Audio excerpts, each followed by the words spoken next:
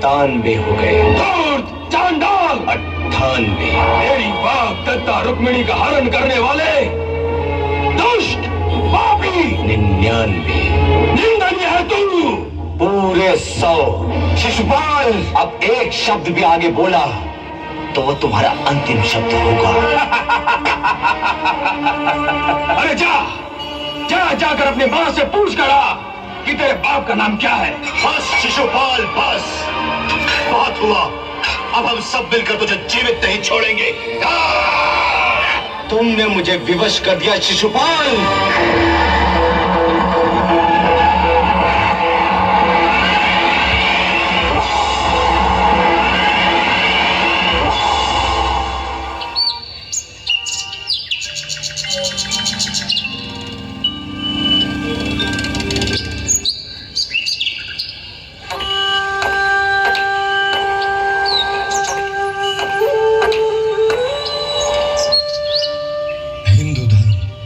सिर्फ पूजा नहीं, एक जीवन दर्शन है। रामायण और महाभारत सिर्फ कथाएं नहीं, युगों के दर्पण है। रामायण में हमने देखा धर्म और अधर्म का संग्राम, जहां से राम प्रभु ने रावण का अंत कर सत्य की स्थापना की। महाभारत से हमने सीखा हमारा धर्म और कर्म क्या है। तो आइए सबसे पहले हम अपने समस्त 33 कोटि देवी देवताओं को नमन करते हैं, जो इस संसार में हमारे पूर्वज बनकर अवतार लिए और हमें सत्य, धर्म और कर्म का मार्ग दिखलाया।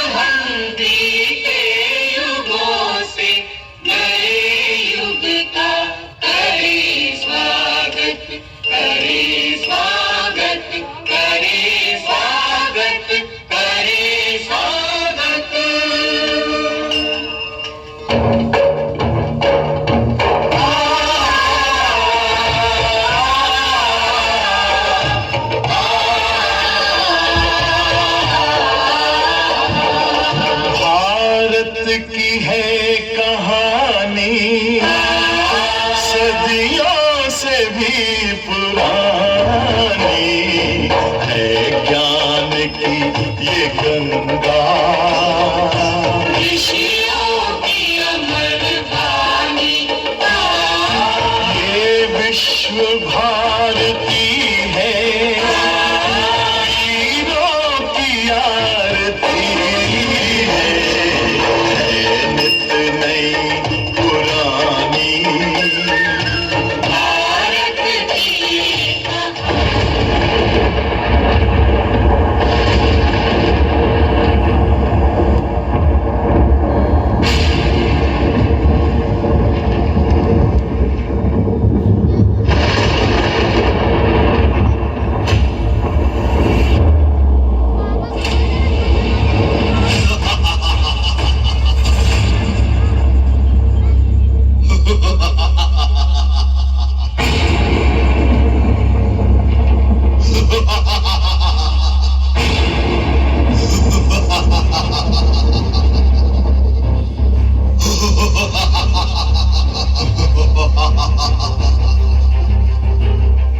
कैसा कर्म, कौन सा धर्म, तुम्हारे मुख से धर्म और कर्म की बातें शोभा नहीं देती। तुम में से कितने अपने गीता और रामायण के मार्ग पर चलते हो? कुछ या कोई नहीं। राम और भरत का प्रेम किसी को याद हो न हो, परंतु रावण की कही घर का भेदी लंका ढाहे सभी को याद है। महाभारत की कर्म करो, फल की चिंता मत करो।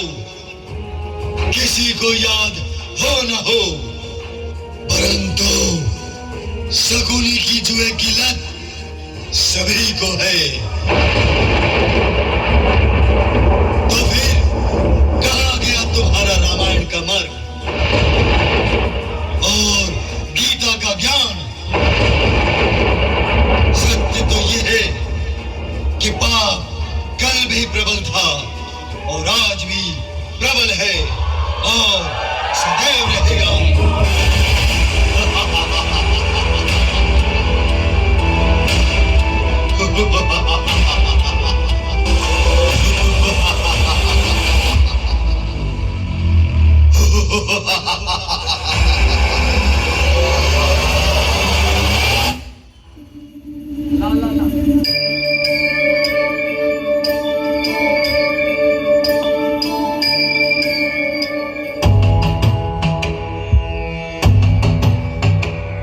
निशुम्भ शुम्भ गर्जने प्रचण्ड मुण्ड खण्डिनी वनेरणे प्रकाशिनी भजामि विन्ध्यवासिनी।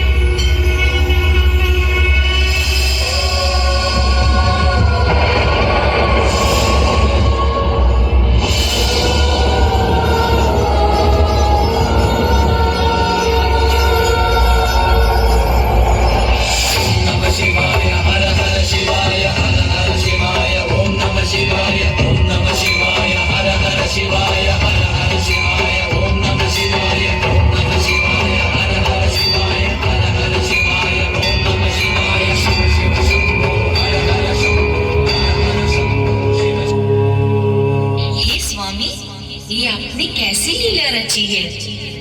ये हमारी बनाई हुई सृष्टि में क्या हो रहा है, जहाँ एक दानव पुण्य को छोड़कर पाप का प्रसार कर रहा है?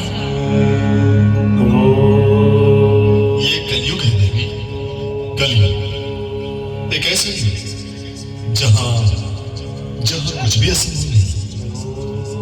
इस युग में कौन शक्तिशाली और कौन सर्वशक्तिमान होगा, इसकी कल्पना भी नहीं की जा सकती। चाहे वो देव हो या दानव या मानव, कलयुग में पाप और पुण्य दोनों चरम पर होंगे। इस युग में ईश्वर के नाम मात्र से मोक्ष और शक्ति की प्राप्ति होगी। परंतु अब सीखने सिखाने का समय नहीं रहा देवी। इन्हें स्वयं निर्णय लेना होगा, क्या पाप है क्या पुण्य है, सत्य और असत्य, सही और गलत, ये सभी मार्ग इन्हें स्वयं चुनना होगा। ये सृष्टि कर्म क्षेत्र है, जो जैसा कर्म करेगा उसे वैसा ही मिलेगा और अंत में सदैव जीत सत्य की ही होगी।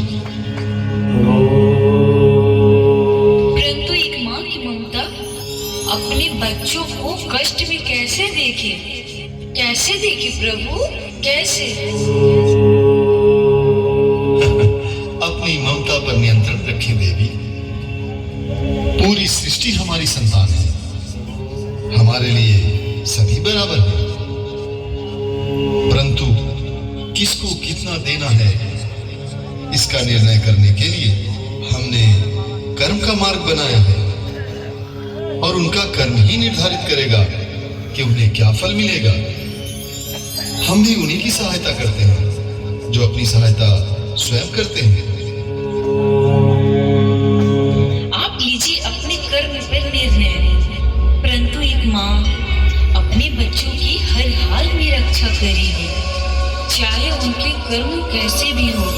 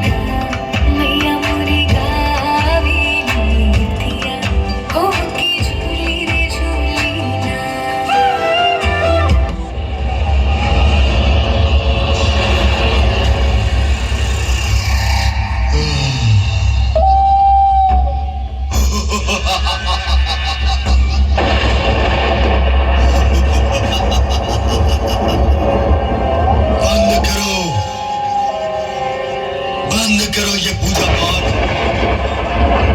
इतनी सुंदर स्त्री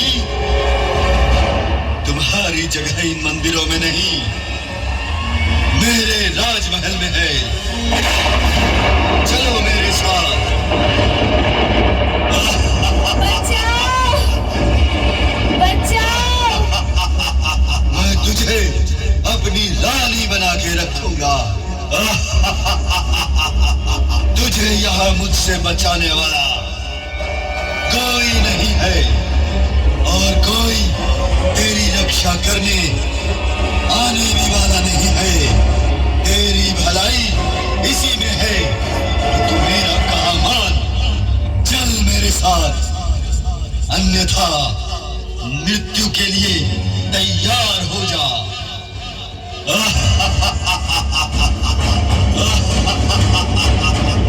माँ करेगी मेरी रक्षा। माँ अपने बच्चों को कभी कष्ट में नहीं देख सकती। प्रकट हो माँ, मुझे इस दुष्ट से बचाओ माँ। माँ, रक्षा करो माँ। माँ, प्रकट हो कोई माँ। नहीं आने वाला। प्रकट हो माँ, प्रकट हो माँ, प्रकट हो।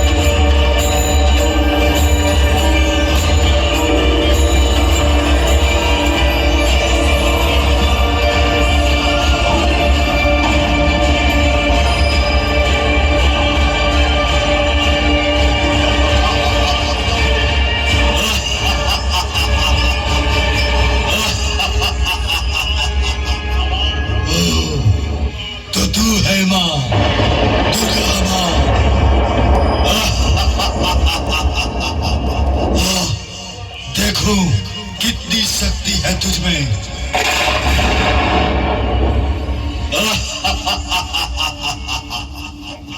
मैं माँ हूँ और एक माँ अपने बच्चों का हाथ कभी नहीं छोड़ती।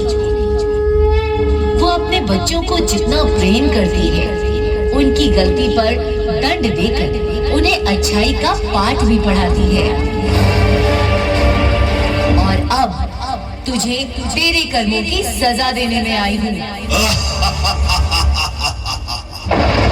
युद्ध कर, मुझसे युद्ध कर। अब तू मेरे हाथों से नहीं बचेगा। तेरी मृत्यु निश्चित है।